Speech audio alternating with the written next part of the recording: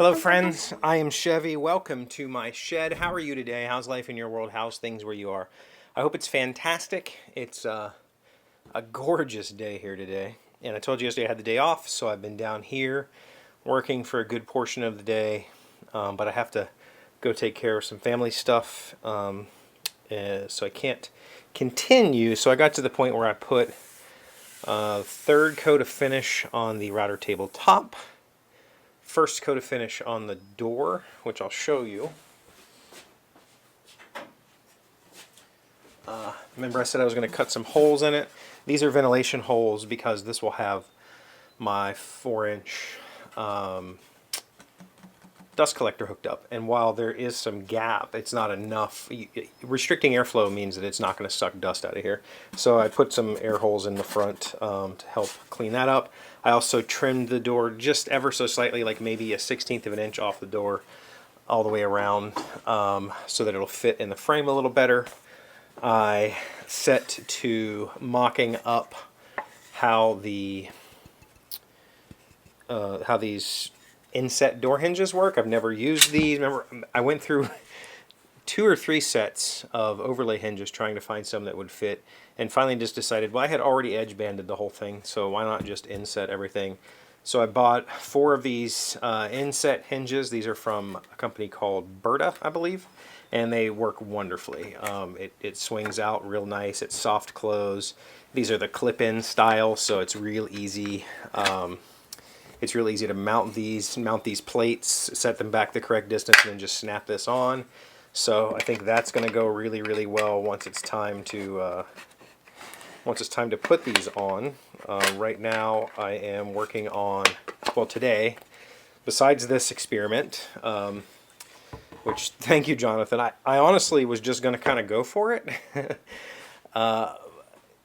And then Jonathan mentioned yesterday, like, you should probably do a mock-up. And like, yeah, you're right. So here's my mock-up. I think it's going to work beautifully. It seems like I only need about 3/32 gap here in order for this to be able to swing without rubbing. And I left myself an 1/8 inch all the way around. So plenty of gap.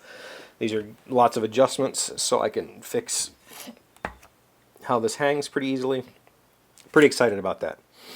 All the drawer slides, I put all the case side drawer slides in today. I'm using these Euro style, they're called Euro style undermount. These aren't undermount, they go on the side, but you can bolt them through the bottom. And since I'm going to make my drawers full bottoms and then set a box on top and screw it in, this is the best because, well, not the best, but these work great because all that weight is already sitting on the bottom. And it's workshop furniture. I don't need self-closing, soft-closing ball bearings. I don't like ball bearing slides in the workshop. I think they get sticky over time. One thing I did have to do, and I'll put it on screen, is the right-hand side cabinets were originally just going to be like dry fit boxes that would just run on the runners that are in there. And then when I bought these, I just said, you know what, I'm going to put them all on bearings so they're all the same. Well, that box is only like maybe 6 inches wide. I think it's a little less than 6 inches wide. And so I could not get a driver in there to put the screws into these things. So I had to get creative. And what I found, let me show you actually.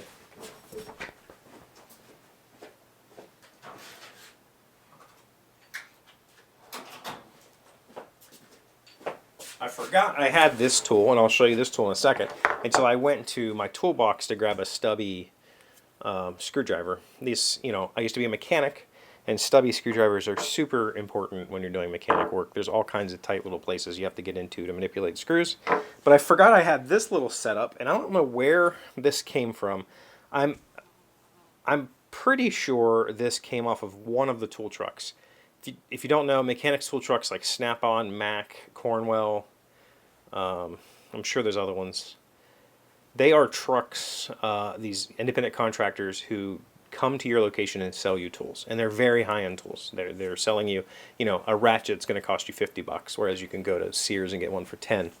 But this little kit, this little thing came with 2 tiny little stubby screwdrivers. There's a flathead and a Phillips, and then this little ratcheting pawl thing which just has a one-way clutch bearing in it.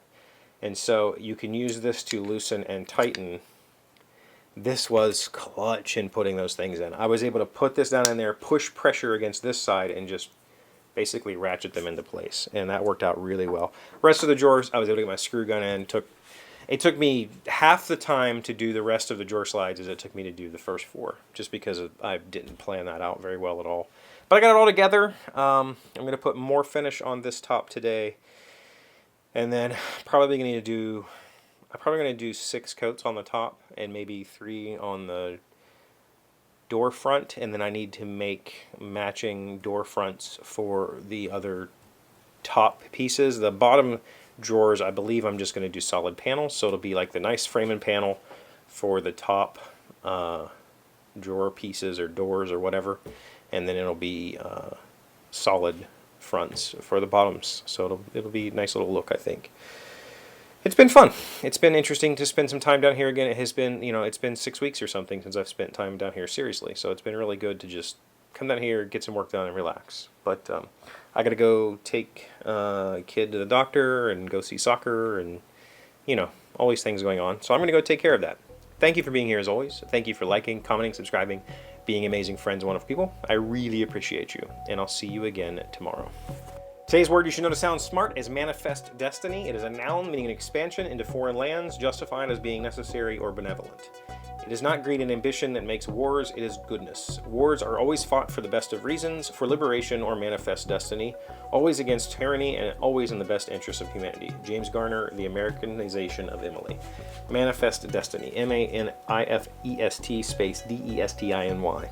I do not think that is the definite. Is manifest destiny literally about expansion into foreign lands? I thought manifest destiny was more of a benevolent idea. Individually, not necessarily a nation thing.